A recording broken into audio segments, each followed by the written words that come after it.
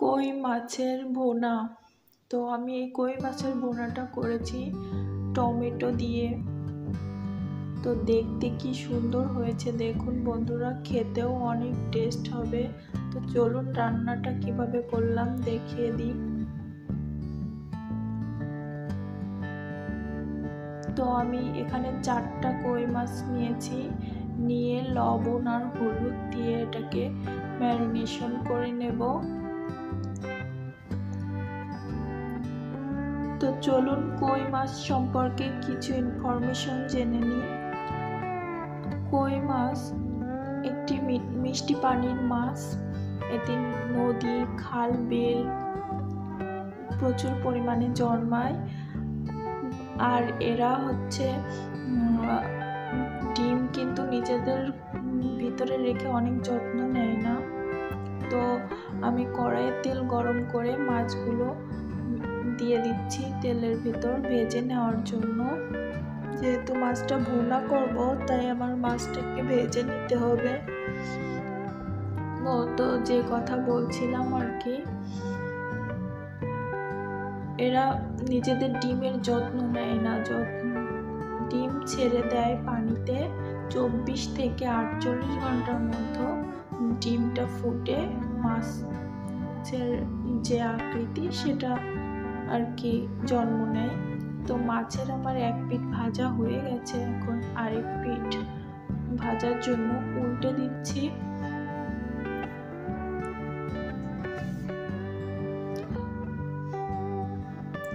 কই মাছ কিন্তু অনেকেই পছন্দ করে, এটি ঐতিহ্যবাহী খাবারের মধ্যে একটা, এর গুরুত্ব অনেক।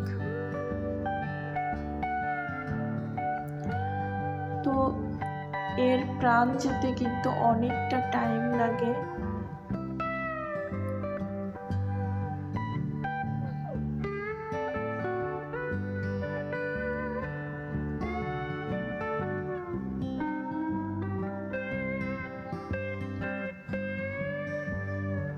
তো এখন এই কই মাছগুলোকে আমি এভাবে ভেজে নিয়ে লাল লাল টমেটো দিয়ে ভুনা করব। তো কই মাছ আমার ভাজা হয়ে গেছে, এখন এই মাছগুলোকে আমি উঠিয়ে নেব। তো দেখুন বন্ধুরা, মাছটা কি সুন্দর ভাজা হয়ে গেছে।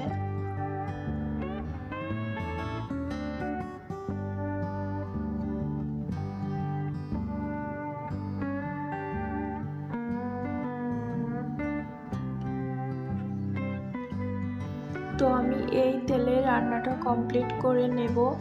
এজন্য এই তেলের ভিতর কুচানো পেঁয়াজ দিয়ে দেব।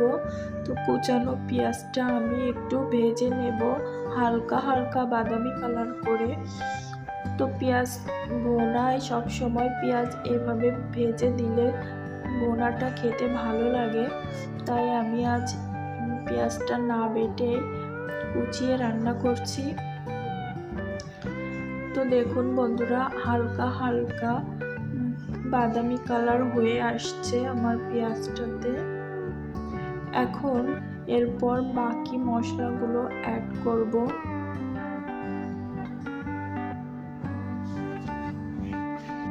তো দিয়ে দিচ্ছি রসুন আর শুকনো ঝাল বাটা,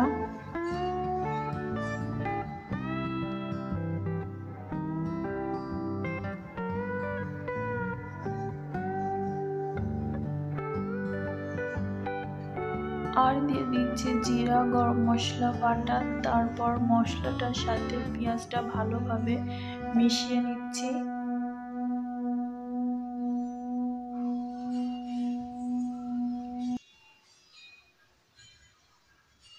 তো এবার ফালি করে রাখা টমেটো গুলো দিয়ে দিচ্ছি।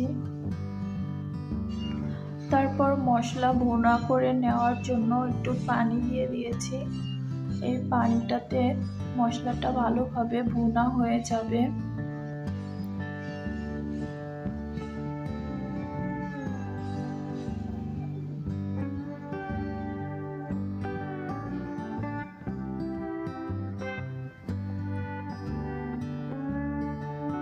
তো এরপর আমি এর ভিতর গুঁড়ো মশলাগুলো অ্যাড করব। দিয়ে দিচ্ছি ধনিয়া গুঁড়া, ঝালের গুঁড়া, হলুদের গুঁড়া আর পরিমাণ মতো লবণ। দিয়ে আবারও মশলাটাকে নেড়ে চেড়ে একসাথে করে মিশিয়ে নিচ্ছি।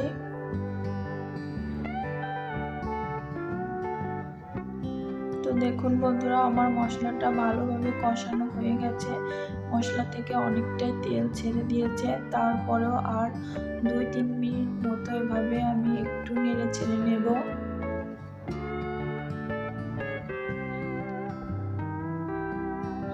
তো মশলাটা যতটা সুন্দরভাবে কষানো হবে, তরকারিটা ততটাই স্বাদের হবে।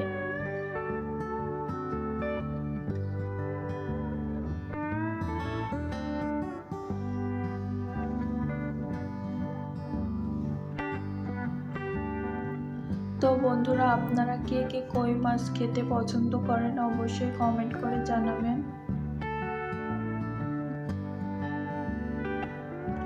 তো এবার আমি ঝোলের পানিটা দিয়েছি।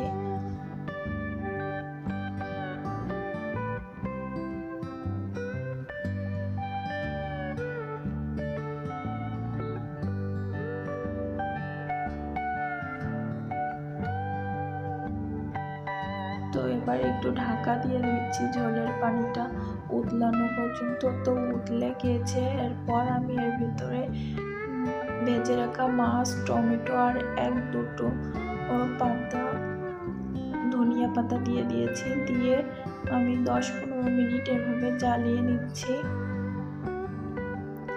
তো বন্ধুরা, আমার ভিডিওটি যদি আপনাদের ভালো লেগে থাকে তাহলে চ্যানেলটিকে সাবস্ক্রাইব করুন, লাইক করুন, শেয়ার করে আমার পাশেই থাকুন। তো দেখুন বন্ধুরা, আমার মাছ ভুনাটা হয়ে গেছে। কালারটা কি সুন্দর এসেছে দেখুন বন্ধুরা, খেতেও খুব মজা হবে।